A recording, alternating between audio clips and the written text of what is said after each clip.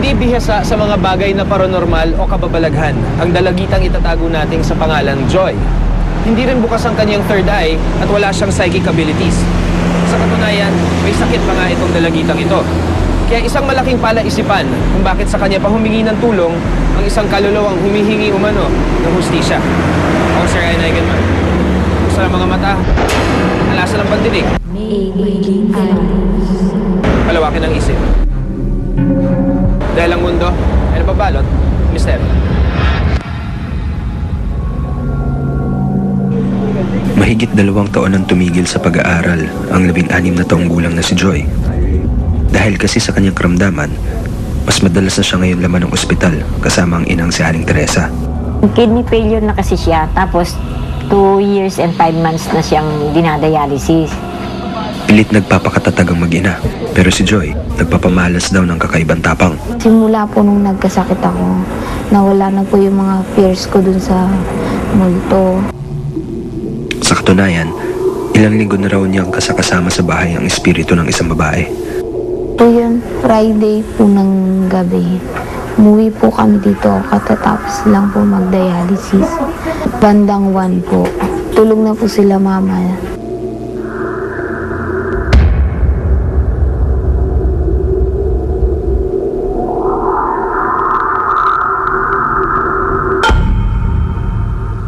Tapos nung ano po, nisip ko po, baka inaantok lang po ako, naalimpungatan lang po ako. Kaya po natulog na po ako.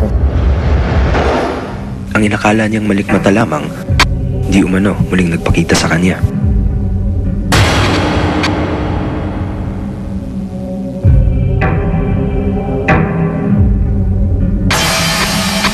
Nakatitig lang po siya sa akin. Tapos ano po, hindi naman po siya nagsasalita. Nakikita ko po siya tuwing after ko i-dialysis kapag nagigising po ako ng madaling araw. Ayon kay Joy, maganda raw ang babaeng nagpapakita sa kanya. Pero nung una pong beses na normal siya, makikita niyo po sa kanya, kung nakikita niyo lang po, maganda po siya, may itsura po. Ngunit ang maganda at maamong mukha raw ng espiritu, naglaho nang magsimula itong magsalita. Po, yung mukha niya may crack. Parang basag po yung mukha niya na. Dito nagpakilala raw ang multo at nagpahayag ng kanyang pakay. Commonwealth, May 8, 1983, XIV 825. Anong pangalan niya? Maylene de la Cruz. Maylene de la Cruz. Yun nga, Maylene de la Cruz nga daw po. Tapos nagtatrabaho daw po siya sa San Juan. Isang malaking matas daw na building, malaki. And secretary daw po siya doon ng isang mataas na opisyal doon sa kumpanya nila.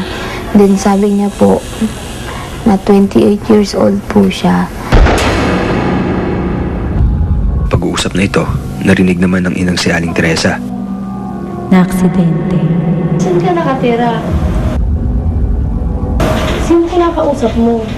Siya po. Pero wala akong nakikitang kausap mo. Ano po siya nakikita? Wala akong nakikita. Ayan po siya. Ayan po siya. Sabi ko, sino ba kinakausap mo? May babae dito, lagi nakabantay sa akin. Gabi-gabi, sabi. Kaya nga sabi ko sa'yo, isama mo na ako sa kidney. Kasi lagi ko nakikita.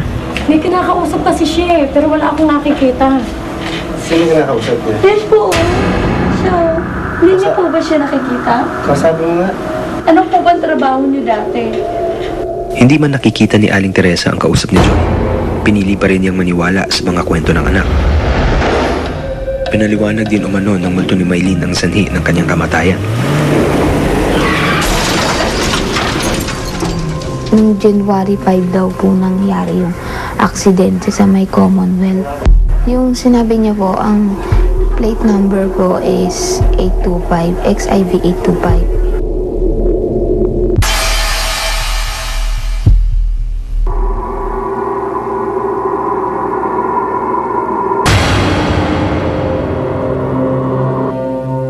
Isang beses po na Yung iniwan po ako ng mama ko sa NKTI po. Sa wheelchair lang po ako natulog nun. Nakaupo lang po ako.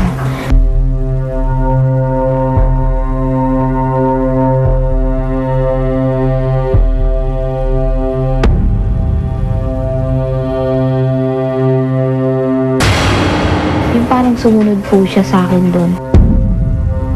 Pero sa panaginip ko po nagpakita. Para kay Joy, isang imbitasyon ang inaalok ni Maylene. Imbitasyong minsan na niyang naisip tanggapin.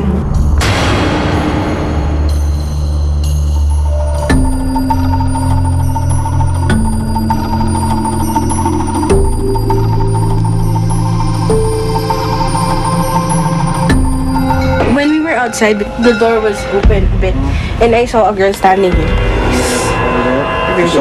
And it was like peeping like that to us where we were standing.